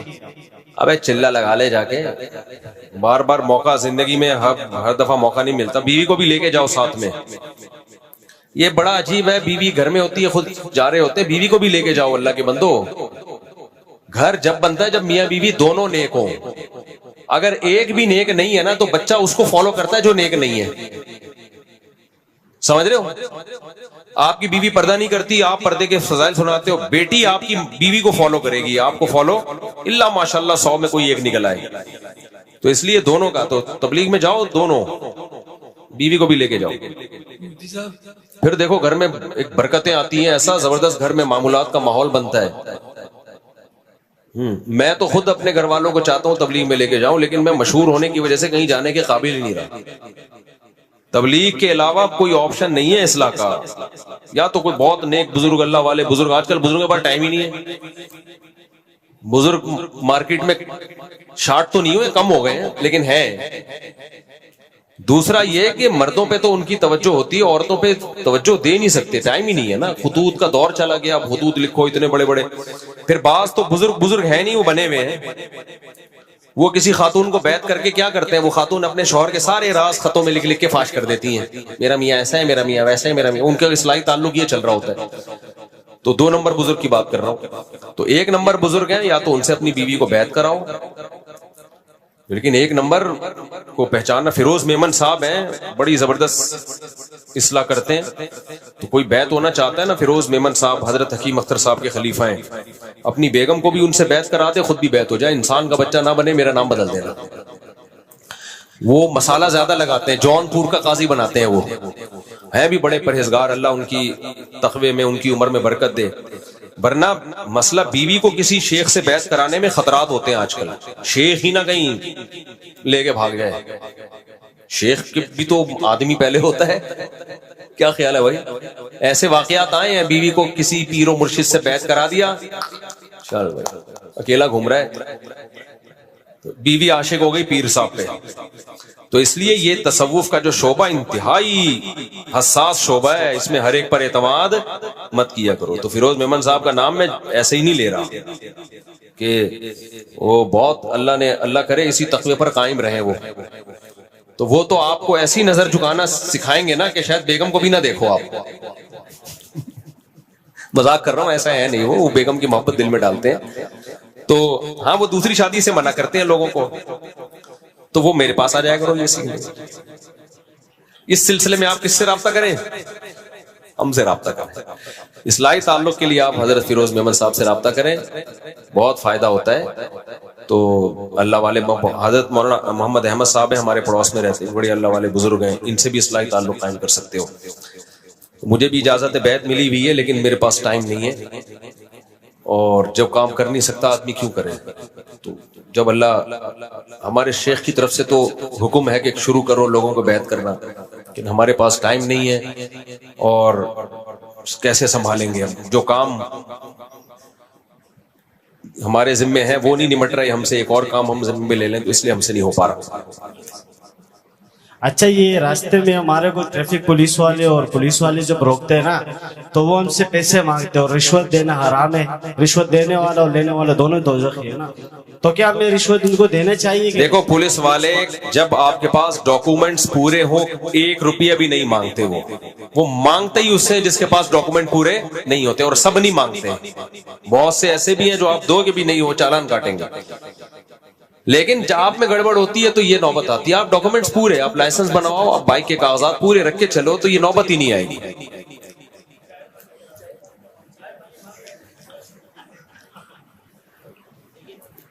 نہیں, رشوت دینا جائز نہیں ہے. اگر آپ کی غلطی ہے اور آپ اس غلطی سے بچانے کے لیے رشوت دے رہے ہو, یہ جائز نہیں. آپ کی غلطی نہیں ہے, پھر کوئی مانگ رہا ہے تو پھر تو اس کا قصور ہے نا. پھر اتنے زیادہ ڈیپ میں نہیں جاؤ بھائی, پاگل تھوڑی ہوتے.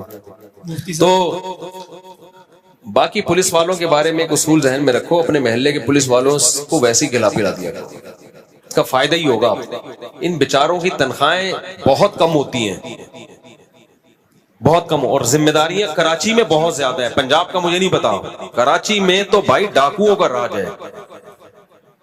تو بہت سٹف ڈیوٹی ہے ان کی, اس میں تنخواہ دیکھو. تو اس لیے خود ہی کھلا دیا کرو یار. نہیں نہیں نہیں, یہ پولیس والوں نے گاڑی نہیں چوری کی. ہاں, تو पुलिस वाले नहीं चोरियां करते, ऐसे बिला वजह बदगुमानियां। पुलिस में चोरियां कौन सी होती हैं? वो वाली कि कोई बाइक चोरी की आ गई तो पुलिस वाले कहते हैं तो वैसे ही चोरी की है, हम मालिक तक पहुंचा रहे हैं, तो इस दौरान अगर एक आध इंडिकेटर चोरी हो गया तो कोई इतना बड़ा मसला नहीं है। पूरी बाइक नहीं चोरी करते, बाइक थाने में खड़ी है तो फिर कहते हैं जब भाई मालिक को इतना हमने रिकवरी करा दी कि तेरी पूरी बाइक मिल रही है तो 2 इंडिकेटर तो हमारा हक बनता है ना। तो वो हो सकता है कोई वहां से हेडलाइट निकाल के ले जाए और कोई इंडिकेटर वगैरह निकाल के ले जाए, तो इसमें भी यकीन नहीं होता कि पुलिस वालों ने निकाला है। हो सकता है उनके अस्तगफिरुल्लाह किसी और ने निकाला है, मैं कह रहा था उनके ताउन से। तो ये भी जरूरी नहीं होता कि हो सकता है किसी कोई चरसी निकाल के ले गया हो, तो इसमें भी बदगुमान मत हो। पुलिस से वैसे भी बदगुमान होने से पुलिस को कोई नुकसान नहीं है, तुम्हें ही नुकसान है, क्योंकि वो पुलिस है, ठीक है, उससे बना के ही रखनी पड़ेगी तुम्हें, तो इज्जत से जियोगे। पुलिस वालों से नहीं बनाई तो तुम्हारा ही बेड़ा गर्क होगा भाई, क्योंकि वो किस में है? वो पुलिस में है, तुम थोड़ी पुलिस में हो। मुफ्ती साहब, ये आजकल ये कुंडे पे जो एसी लगा रहे हैं, सही एक बंदा था, नाम नहीं लूंगा, उसने यानी कुंडे पे ना लोगों को पानी दे रहा था, पानी कुंडे पे पानी, हाँ ना, बिजली की। अच्छा, फिर मैंने उसको बोला यार ये तो सही नहीं है, मुझे पता चला मैंने तो टैंकी पूरी खाली कर दी। फिर उसके बाद देखो कुंडे की बिजली जायज नहीं है, चोरी की बिजली है, गलत है, लेकिन उससे जो पानी भरोगे वो पानी नाजायज नहीं है। आपने पूरी टैंकी खाली कर दी कुंडे की बिजली, तो टैंकी खाली करके तो कौम का भी नुकसान किया, पानी का भी नुकसान किया, अपना भी नुकसान किया, नहीं, वो तो डबल नुकसान हो गया। उन्होंने शायद नमाज नहीं, नमाज भी हो जाएगी, क्योंकि ये चोरी का पानी नहीं कहलाएगा, चोरी की बिजली कहलाएगी। अब ये जो कुंडे की बिजली से जूस बना के बेच रहे हैं, मिल्क शेक, तो वो अमल गलत है, लेकिन उससे मिल्क शेक थोड़ी गलत हो जाएगा। वो केला भी अपने पैसों से, वो मिल्क शेक जब गलत होगा जब केला भी चोरी का हो, केला भी। तो बिजली इस्तेमाल करना गलत है, उस बिजली से जो चीजें बनेंगी वो गलत नहीं हो जाएंगी। नहीं, एसी का इस्तेमाल चोरी की बिजली से जायज नहीं है, पानी भी जायज नहीं है, लेकिन पानी भरना जायज नहीं है। भर लिया तो पानी मत फेंको, अब इस्तेमाल करो उसको। ये अमल गलत था, लेकिन वो पानी गलत थोड़ी, पानी थोड़ी चोरी का है। पानी का इस्तेमाल जब नाजायज होगा जब किसी की दुकान से पानी की बोतल चोरी करके आप ले गए, वो गलत हो जाएगा। अस्सलाम वालेकुम हजरत साहब। हजरत साहब, आप दूसरी तीसरी शादी की बात करते हो, हमारे घर में तो अगर हम दूसरी शादी की बात कर देते हैं तो जंग छिड़ जाती है। बिल्कुल ऐसा आपके इलाके में दूसरी शादी की बात करें तो जंग छिड़ जाती है। हमारे घर के अंदर, इलाके की बात नहीं कर रहा हूँ, घर में। वरना अगर पहले के दौर में देखा जाए तो हमारे बाप और दादा 2-2 शादियां ही करते थे, लेकिन उस वक्त कोई ऐसे माहौल नहीं होता था। और अगर अभी बात करें तो सबसे पहले माँ खड़ी हो जाती है बहू के हक में, कहने लग जाती है कि आप स्वतंत्र लेके आ रहे हो अपने घर वाली को। तो इस तरह फिर कोई, देखो आपके बाप दादा करते थे, आप नहीं कर रहे क्योंकि वो आपके बाप दादा थे। तो आप भी 2-4 शादियां करके बहुत सौ के बाप दादे बन जाओ। आप ये तो जंग तो छिड़ेगी भाई, जब दूसरी शादी होगी जंग छिड़ेगी, ये तो नेचुरल है। इसमें ये कहना कि नहीं छिड़े तो कोई बात नहीं, वालदा को भी मुखालफत करने दो, आप अपना काम करो, वालदा से अच्छे सलूक से बात करो। अब अम्मा को बोलो, अम्मा एक बहू आपकी खिदमत कर रही है, मैं चाहता हूँ 4 बहुएं आपकी खिदमत करें। मुझे ये बिल्कुल पसंद नहीं है कि एक बहू आपके पाँव दबा रही है, सर दबाने वाला कोई है ही नहीं, मुझे बिल्कुल पसंद नहीं है। स्टाइल चेंज करो थोड़ा सा।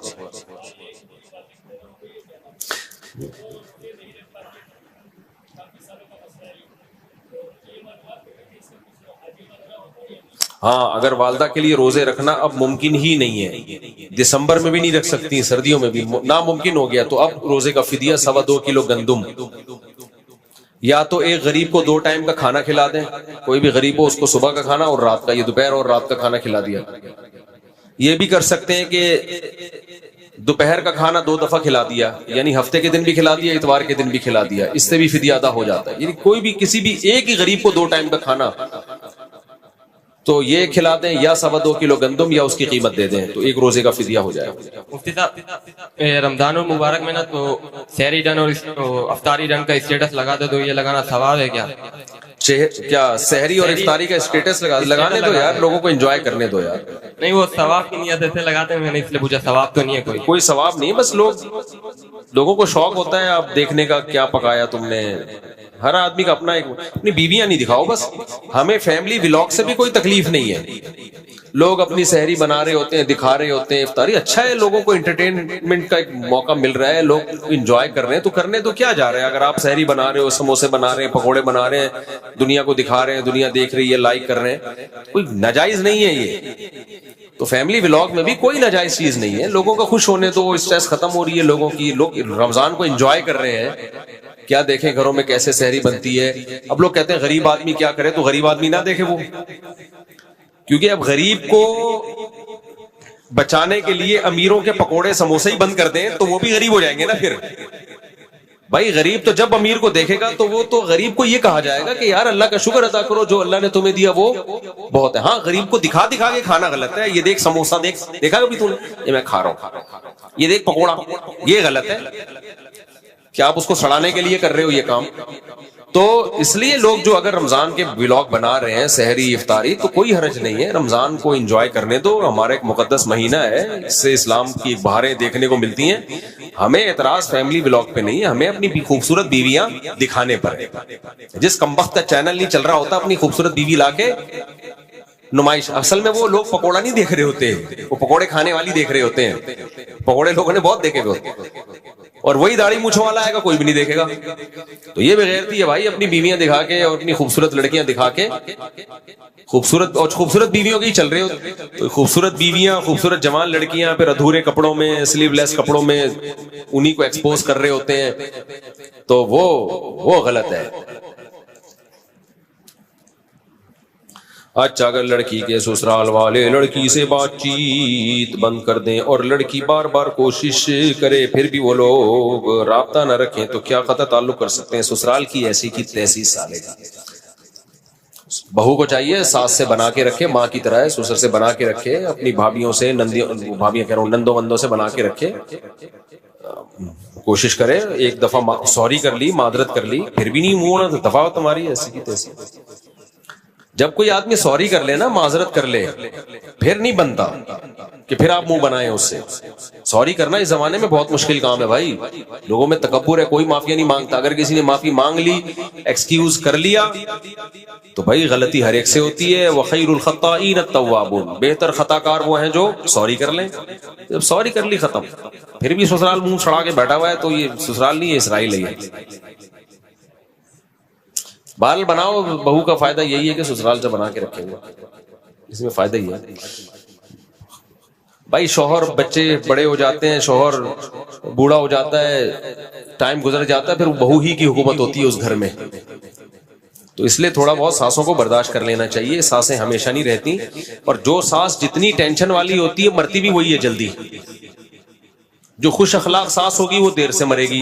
جو ہر وقت بہو کو ٹینشن دے کے رکھتی ہے, تو اس کا مطلب وہ خود بھی ٹینشن میں, تو وہ مرے گی بھی جلدی. تو ایسی بہوؤں کو میں کہتا ہوں یہ تھوڑے دن کی بات ہے, یہ خود ہی مر جائے گی برین ہیمریج سے. تو برداشت کر لو تھوڑے دن, پھر اس گھر میں تمہاری حکومت ہوگی. طلاقیں لے لے کے بھاگنا اور پھر سسرال کو ٹینشن دینا اور پھر یہ اور وہ, اس سے کیا ہوگا؟ طلاق یافتہ عورت ہو جاؤ گی, پھر دوبارہ شادی میں مسائل, پھر وہ بہت دفعہ وہ عزت نہیں ملتی طلاق یافتہ کو. تو ابھی کنواری چھڑی چھاڑ گئی تھی, بنا کے رکھو سسرال میں اپنی. اگر لڑکا اپنی بیوی بچوں کے ساتھ الگ گھر میں رہنا چاہے, تو کیا اس لڑکے پر گھر والوں اور ماں باپ کو چھوڑنے کا گناہ ہوگا؟ نہیں بھائی, کوئی گناہ نہیں ہے. شادی کے بعد الگ ہونا نیچرل ہے, تو نہ ہو الگ تو اچھی بات ہے. اگر محبت سے رہ رہے ہو, بلا وجہ الگ ہونے میں بڑے نقصانات ہیں. جوائنٹ فیملی میں اگر محبتیں ہونا, تو پھر جوائنٹ فیملی سے بڑی کوئی نعمت نہیں ہے. لیکن محبتیں آج کل کیا چل رہی ہیں؟ شارٹ چل رہی ہیں. اس لیے پھر ہم کہتے ہیں الگ ہو جاؤ. محمد مفتی صاحب, صدقہ فطر کن پر واجب ہے؟ اس کا پورا میں نے نصاب بتایا تھا بھائی, لمبا بیان ہے میرا, اس دن تراویح میں پورا ڈیٹیل سے بتایا ہے. جس پہ زکوٰۃ واجب ہے اس پہ تو صدقہ فطر واجب بھی ہے, اس پہ تو ہے ہی. لیکن اس کے علاوہ جس کے پاس کوئی ایسی پراپرٹی پڑی ہوئی ہو جو پورے سال استعمال نہ ہوتی ہو, یعنی ضرورت سے زائد ہو, یا پراپرٹی استعمال نہیں ہوتی, بے شک سال بھی نہیں گزرا, تو بھی صدقہ فطر واجب ہے اس میں. میں ڈیٹیل سے بتا چکا ہوں اس مسئلے کو, ابھی بتایا, پوری عصر کی نماز ہو جائے گی. اور کیا ہے میرے بھائی, آج کل میری میمز بنانا شروع کر دی لوگوں نے, ہم ایسے کر کے نا سوال پڑھ رہے ہوتے ہیں. اور کیا میرے بھائی جان, اچھا بھائی.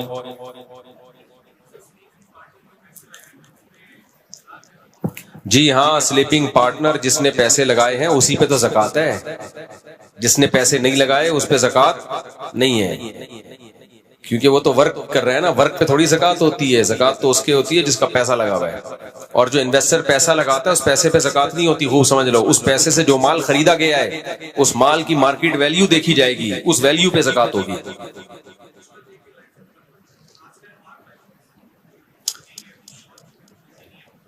اکیلے میں پوچھیں۔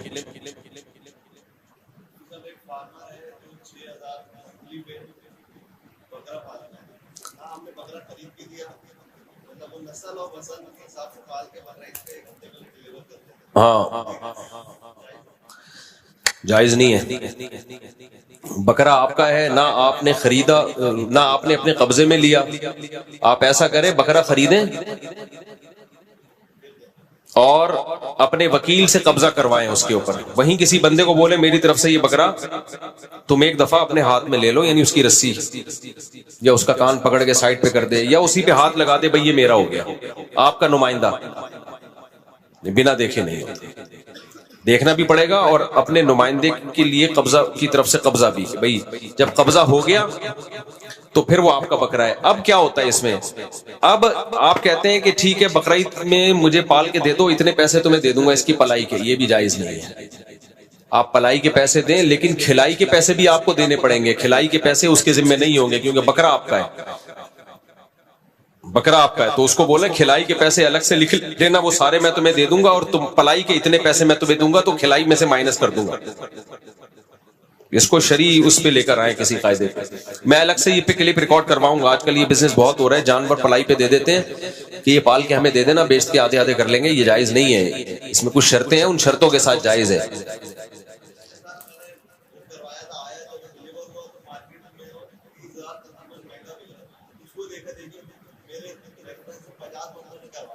نہیں، آپ اس جب ایسا ہو گیا جب بکرا آئے تو آپ اس کو فون کر کے کہہ رہے ہیں یہ پرانا معاہدہ ہمارا سارا کینسل ہو گیا، پیسے دو، پیسے لو، جو خرچہ ہوا ہے وہ میں تمہیں دوں گا، اب یہ بکرا تمہارا ہے تو اب میں تم سے خرید رہا ہوں، نئے سرے سے قیمت لگا کے خرید لیں اس کو۔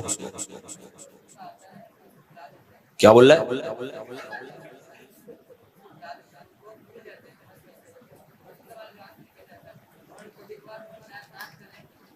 نہ نکلے تو نہ نکلے، وسوسے کو نہ نکالنے کی کوشش کریں، نہ نکالنے کی کوشش کریں، کوئی بات نہیں، پڑھتے رہے بس نماز، وسوسے کو ٹینشن نہ بنائیں، نہ تو نکالیں نہ نہیں نکالیں، کچھ بھی نہیں کریں، جو ہو رہا ہے ہونے دیں۔ کیا ایگزام کی تیاری کے لیے تراویح چھوڑ سکتے ہیں یا نہیں؟ تراویح سنت موقدہ ہے، کوئی شدید عذر ہو تو چھوڑی جا سکتی ہے، اب امتحان باقی ہے تو پھر کم مختصر پڑھ لیں، علم طرح سے پڑھ لیں، علم طرح سے پڑھ لیں، وہ بھی اگر ناممکن ہو گیا، مشکل ہو گیا، آپ کو ڈر ہے کہ امتحان تو پھر چھوڑ سکتے ہیں، لیکن نارملی تراویح چھوڑنا ٹھیک عمل نہیں ہے، ناپسندیدہ عمل ہے۔ ناپاکی کی حالت میں قرآن نہیں پڑھ سکتی۔ ہاں بھائی، ایک آخری سوال لے لیتے ہیں بس۔ جی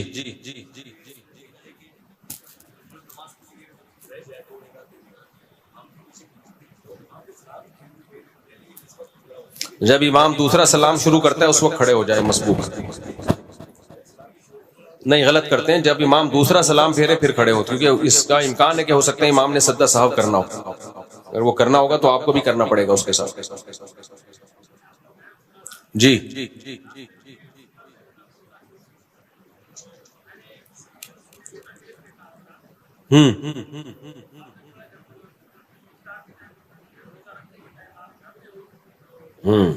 بالکل، اچھا ماشاء اللہ۔ بلوچ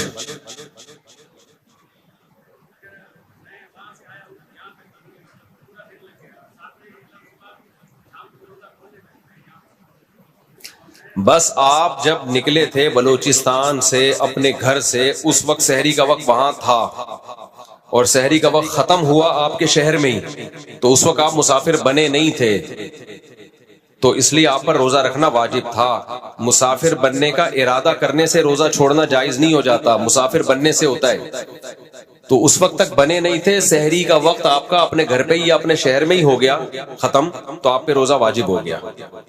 ٹھیک ہے, اب آپ کراچی آ گئے, آپ 15 دن ٹھہرنے کی نیت نہیں ہے نا آپ کی, تو اب آپ مسافر ہو.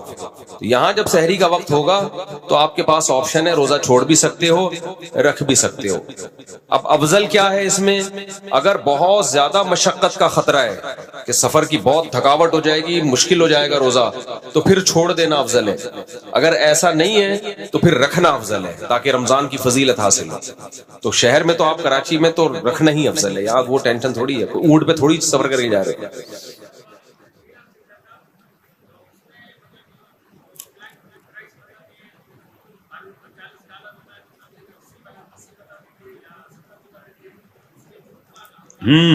دیکھو فری لانسنگ آپ کرتے ہو تو آپ ریٹ نہ بتاؤ نا, آپ اپنے کام کے پیسے بتاؤ, میں اتنے میں کر کے دوں گا آپ کو, تو یہ جھوٹ نہیں ہوگا. ہاں تو پھر جب وہ پوچھ رہے ہیں کہ اس کے آج کل مارکیٹ ریٹ کیا چل رہے ہیں, تو پھر آپ غلط ریٹ بتاؤ گے تو جھوٹ ہو جائے گا. آپ بولے کہ مارکیٹ کا معاملہ کیا ہے بھائی, ہم لوگ تو اتنا لیتے ہیں, یہ بولو بھائی ہمیں تو اتنے چاہیے, ہم تو 4 شادیاں, استغفر اللہ, ہم تو اتنے.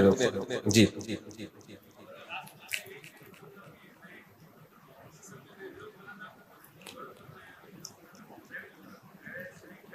ولاگ بناتے ہیں ٹریولنگ کے, فیملی ولاگ بنانے میں بھی کوئی حرج نہیں ہے.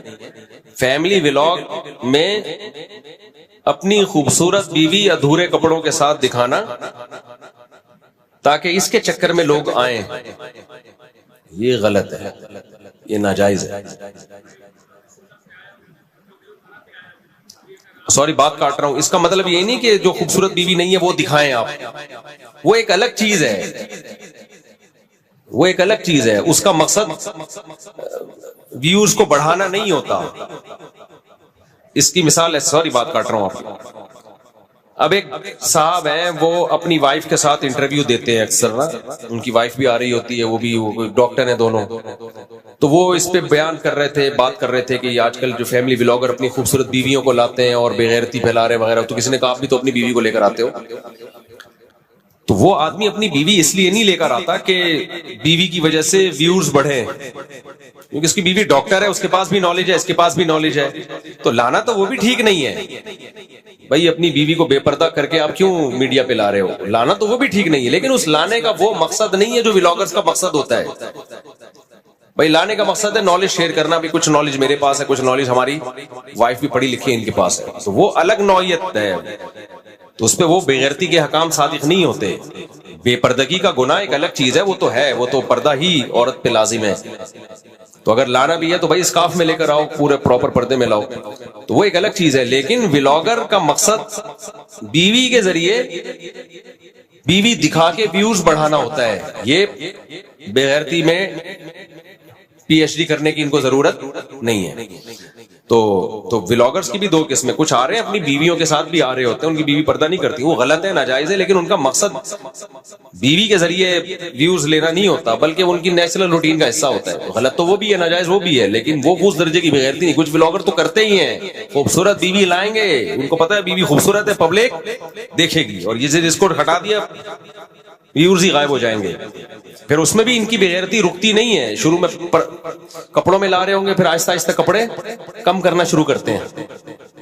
اور آج کل تو وہ بےہودگی ہو رہی ہے, بیوی کے ساتھ بوسو کنار ہو رہا ہے اور گلے مل رہے ہیں. یار تم اپنے بند کمرے کی چیزیں دنیا کو کیوں دکھا رہے ہو, تو یہ بے غیرتی ہے. اچھا آپ, سوری بات آپ کی میں نے کاٹی, آپ ہو بھی بلوچستان سے, کوئی بھروسہ نہیں. اچھا خیر, ہاں ہاں